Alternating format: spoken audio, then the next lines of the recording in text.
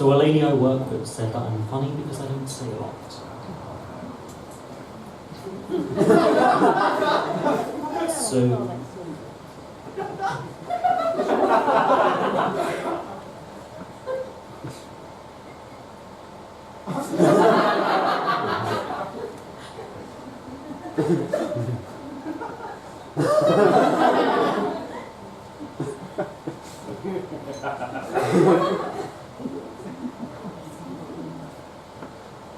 So I was asked to do stand-up a few weeks ago, and I thought, why not? I do acting, this could be funny, I could tell a few stories.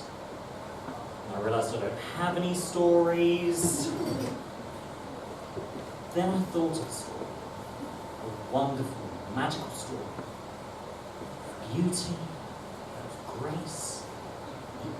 Yes, it's about me.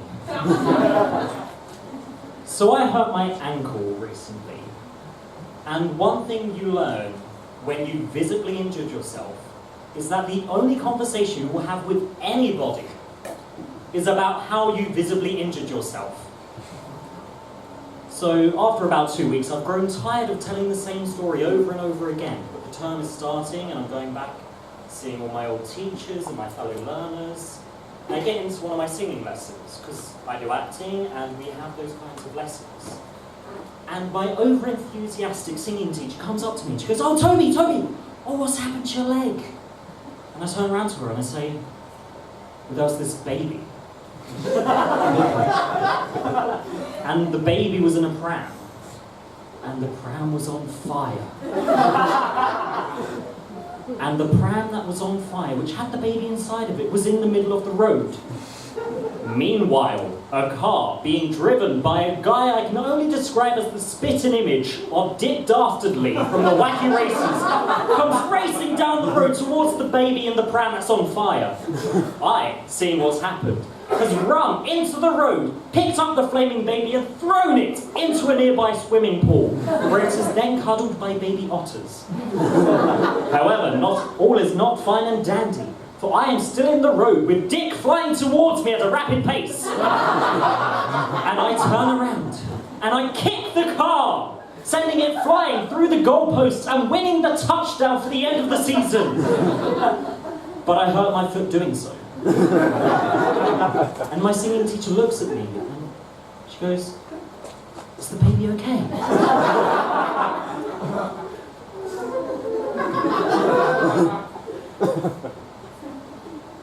I'm not proud of how I hurt my ankle. Not at all. So I'm sitting at home, alone, stone cold sober, in the middle of the day. Over the summer I found myself with a lot of free time, and I thought, I'll take up a hobby. I decided I'd start making models. So I'm working on this beautiful Swedish lady, and when I make these models, I sit cross-legged. And considering Helder is about 6 foot tall, I've been sitting cross-legged for quite some time, and both my legs have gone dead. So I'm making Hilda with my 2 dead legs, and my hand slips, and I cut my thumb open. I don't know about you, but when I cut my thumb open, my first thought isn't, "Oh, I have 2 dead legs, I should wait before standing up." My first thought when I slice my thumb open is, "Holy crap, my thumb is a fountain!" And my brain's going, Toby, you idiot, you need to wash this immediately." So I get up and I run to the sink with my legs in the middle of hibernating for winter, and I get all of about 3 steps before falling down. Have any of you seen Bambi? You know that scene when Bambi's mum gets shot? It was like that as I fell, spraying blood up my wall from my curtain. After about 5 minutes of lying on the floor, sucking my thumb and listening to Joey Tribbiani chat up women, I get to the sink. And I begin getting feeling back in my legs. And then I get a lot of feeling back in my legs. And I look down. And I see my ankle. And I think, that's bigger than it should be. That's a lot bigger than it should be. In fact, that's 3 times bigger than it should be. And then I get back, lie down on my sofa just in time for my flatmates to come in and freak out with me about how my ankle is the size of a lettuce. After a while of debating whether or not we should bother the ambulance people, we get to the hospital, I hop in and I sit down. So what's happened? Well, I cut my thumb. And then they all begin prodding where you've hurt yourself. Does it hurt when I do this? Does it hurt when I do this? What about when I do this? Does it hurt when I do this? Of course it hurts, I'm in A&E. I didn't come here for a fun Thursday evening. And then they get you to rate the pain. How do you respond to this?